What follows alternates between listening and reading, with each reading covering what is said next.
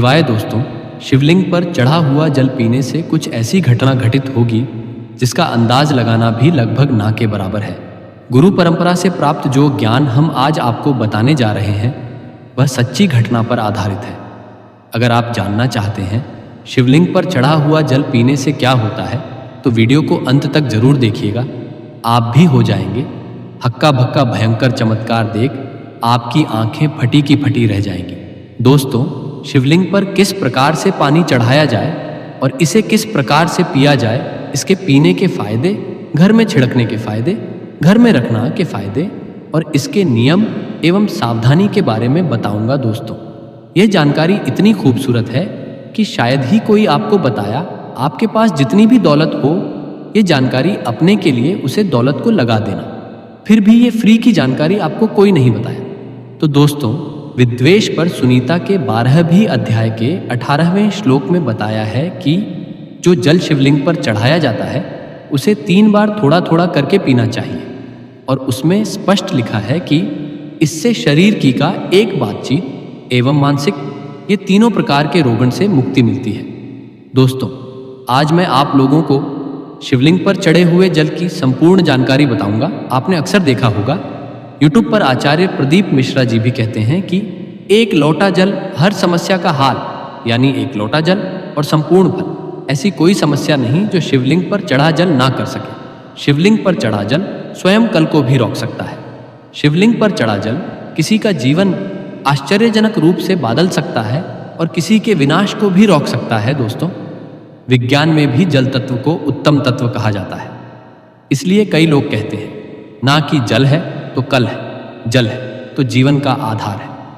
इसलिए कई लोगों के मुख से यह कहते हुए जरूर सुना होगा कि पानी बहन नहीं, पानी बचाओ। तो दोस्तों, भगवान भोलेनाथ को अपने कष्ट निवारण हेतु हम सब इसमें जल चढ़ते हैं, लेकिन उसे जल का प्रसाद लेना ही भूल जाते हैं। हम सब भोले बाबा को खूब जल चढ़ते हैं, बहुत मनोरथ बोलते हुए, बहुत कामना बोलते हुए, भगवान हमारे इस कामनाओं को पूर्ण करिए, ये सब बोलते हुए खूब जल चढ़ते हैं। लेकिन जल चढ़ाने भर से हमारी समस्या का निवारण नहीं होता है। दोस्तों, हम उसका प्रसाद लेना ही भूल जाते हैं। भगवान भोलेनाथ को जल चढ़ाने के बाद उसे जल रूपी प्रसाद को लेना ही भूल जाते हैं। तो शिवलिंग पर चढ़ा जल सख्त भोलेनाथ जी का प्रसाद माना जाता है और हम सब यह प्रसाद रूपी भोलेनाथ जी के आशीर्वाद को ही लेना भूल जाते हैं। तो आज की जो वीडियो है, शिवलिंग पर चढ़ा हुआ जल किस प्रकार से पिया जाए और जल पीने के फायदे अगर हम पीते हैं तो हमारे जीवन में क्या चमत्कार घटित होने लगता है। जी दिन हम शिवलिंग पर चढ़ा हुआ जल पीते हैं, उसे दिन से हमारे साथ में क्या क्या चमत्कार होता है, आइए इस वीडियो में जानते हैं। जानकारी बताने से पहले आपसे एक विनती है कि वीडियो को लाइक ज़रूर करेगा। देखिए दोस्तों, वीडियो लाइक करने नहीं पैसा लगता है, ना ही दौलत लगती है। बस एक उंगली टच कर दीजिए और लाइक हो जाएगा। सच्चे दिल से कमेंट बॉक्स में लिखना ना भूलें, हर हर महादेव, ओम नमः शिवाय मंत्र भोलेनाथ का नाम लिखने से ही शिवलिंग पर एक लोटा जल अर्पित करना माना जाता है। तो आइए बढ़ते हैं वीडियो में।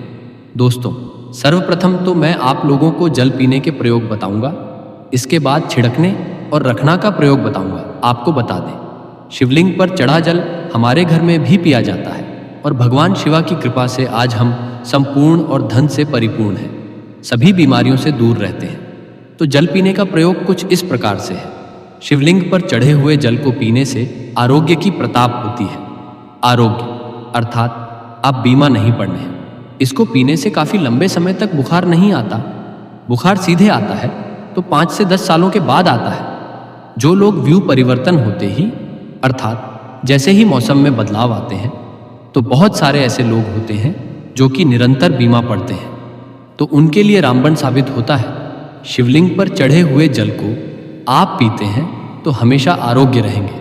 और एक खास बात, अगर आप लोग डेली शिवलिंग पर जल नहीं चढ़ा पाते हैं तो किसी भी समय में जल चढ़ाइए, कोई बात नहीं। आप शिवलिंग पे चढ़े हुए जल को इकट्ठा करके किसी बड़े से बोतल में एकत्रित करके रख लीजिए और थोड़ा थोड़ा नीति पीजिए। तो पीने से आपको आरोग्य की प्रताप होती है। यदि आपकी आंखों में बार बार कीचड़ आ जाते हैं, धुंधलापन सा आ जाता है, चश्मा लग गया है, दिखाई कम पड़ता है, सुबह उठाते समय आंखों में दर्द होता है, जलन होती है, तो ऐसे में शिवलिंग पर चढ़े जल से चेहरा धोने से आंखों पर जल छिड़कने से समस्त बीमारियां, रोग दूर हो जाते हैं। दोस्तों, मेरी आंखें भी जब खराब हो जाती है तो मैं भी इसी जल से अपनी आंखों को धो लेटूं तो समझते आंखों के रोग दूर हो जाते हैं और आंखों की रोशनी भी फर्राटेदार तेज हो जाती है, बढ़ जाती है। दोस्तों, शिवलिंग पर चढ़ा हुआ जल पीने से भाग्य बलवान होता है।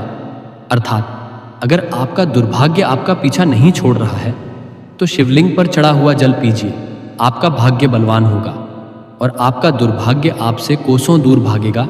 अगर किसी भी प्रकार का ग्रह दोष बड़ा आपको सता रही है, आपको समझ में नहीं आ रहा, जिसके कारण आपके आध्यात्मिक उन्नति रुक चुकी है, आप आगे नहीं बढ़ पा रहे हैं या फिर सफलता की, और जैसे ही कम रखते हैं किसी भी प्रकार की वाइन बड़ा परेशानी आपके जीवन में आ जाते हैं, तो यह सब नवग्रह के कारण होता है और अपने पूर्वकृत कुछ कर्मों के कारण होता है। तो ग्रह दोष एवं समस्त प्रकार की बड़ा से बचाने के लिए शिवलिंग पर चढ़े हुए जल को नित्य पीजिए। आपकी कैसी भी ग्रह नक्षत्र की पीड़ा आपको सता रही है वो जड़ से समाप्त हो जाएगी। दोस्त, और शिवलिंग पर चढ़ा हुआ जल पीने से शरीर का पुनः कायाकल्प होता है। अर्थात जैसे कि आपके शरीर में बुढ़ापा आ चुका है, आपके शरीर में ताकत नहीं बंटी, आपके शरीर में जोश नहीं है, आपके शरीर में वो पुनः शक्ति नहीं है जो कि थी, तो अगर आप भी उन्हें अपने शरीर का कायाकल्प करना चाहते हैं, अपने शरीर में नई ताकत लाना चाहते हैं, नई ऊर्जा का एहसास करना चाहते हैं, तो शिवलिंग पर चढ़ हुए जल को पीना शुरू कर दीजिए। आपके शरीर में पुनः नई ताकत आएगी। अगर आपके द्वारा किसी भी प्रकार के पूर्व कृति पाप हो गए हैं जिससे आप पश्चाताप के रूप में आप उन पापों से मुक्तिपन चाहते हैं, तो नीतीश शिवलिंग पर जल चढ़ाई और उसे जल को पीना शुरू कर दीजिए। बीच में गैप हो जाता है तो आप एक कम करना, शिवलिंग पर चढ़े हुए जल को इकट्ठा करके किसी पत्र में रख लेना और इसे पी सकते हैं, तो इससे पाप का भी नाश होता है, पाप का समाज होता है। दोस्तों, अगर आप किसी मंत्र को सिद्ध करना चाहते हैं और आपको ईश्वर से वार्तालाप करनी हो, तब ऐसे समय में शिवलिंग पर चढ़े हुए जल को पीने से और नित्य एक माला ओम नमः शिवाय का जाप करने से सिद्धि के प्रताप हो जाती है। आपको बुरे से बुरे, अच्छे से अच्छे संकट का, शुभ समय का पहले से ही आभास हो जाएगा, आपको देर सर मिलता है।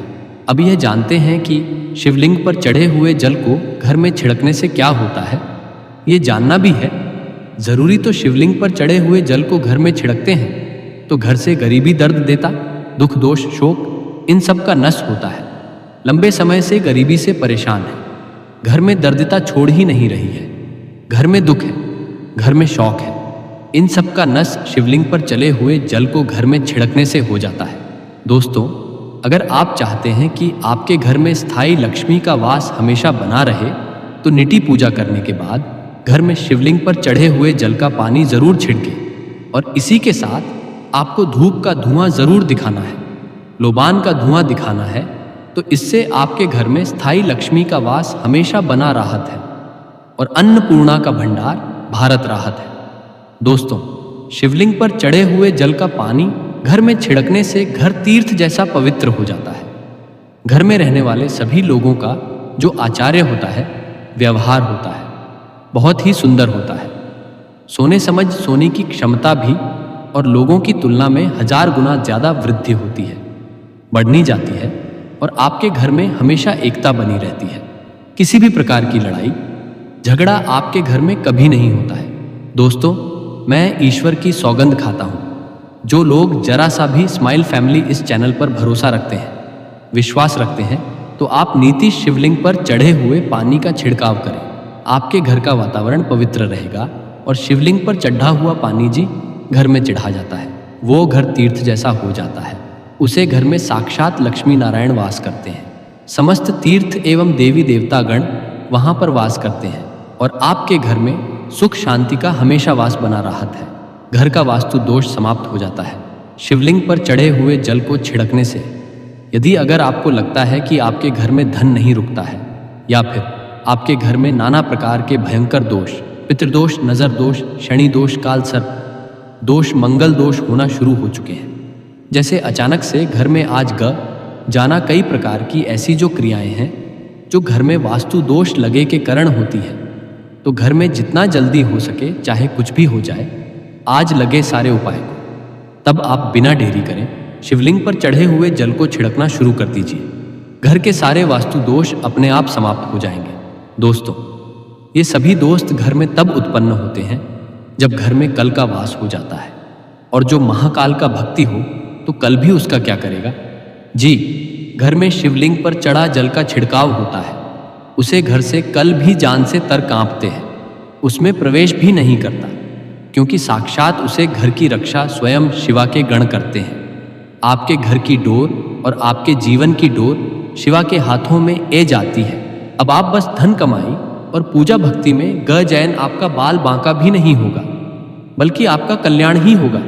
दोस्तों, यदि घर पर अगर गांधी दृष्टि किसी की ग गई है, गांधी नजर ग गई है, बद्दुआ ग गई है, कल जादू ग गया है, तो आप अभी से अपने घर को बचाना चाहते हैं तो शिवा पर चढ़े हुए जल का छिड़काव आप अपने घर में करें, और एक छोटी सी बोतल में, छोटी सी एक सीसी में शिवलिंग के चढ़े हुए जल को इकट्ठा कर लीजिए और घर के मुख्य द्वारा पर लाल कपड़े के मध्य से बांध करके टांग दीजिए।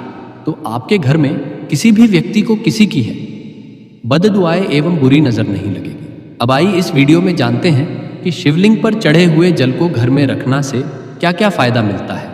तो आइए जानते हैं। देखिए, इसे उत्तर और पूर्व दिशा में रखना से या घर के द्वारा पर रखना से सदा आपके घर में सुख शांति का वास बना राहत है। पूजा रूम में रखना से या एक बूंद रोज नित्य पीने से आपके आध्यात्मिक उन्नति होगी।